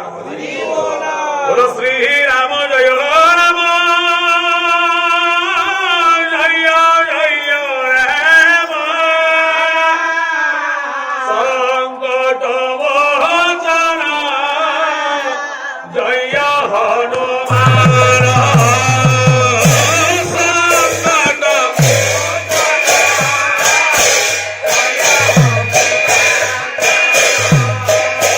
जय सत्य नारायण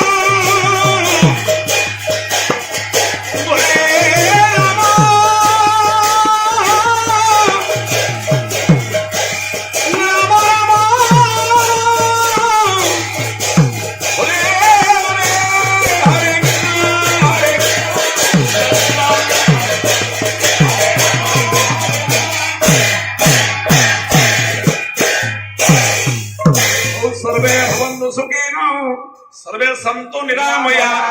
सर्वे भद्राणि पश्यन्तु मा कश्चित् दुःख भाभवे औगणिके दिन जन शरण रक्षण महाबाहु दिन जन शरण रक्षण महाबाहु संपूर्ण सागरे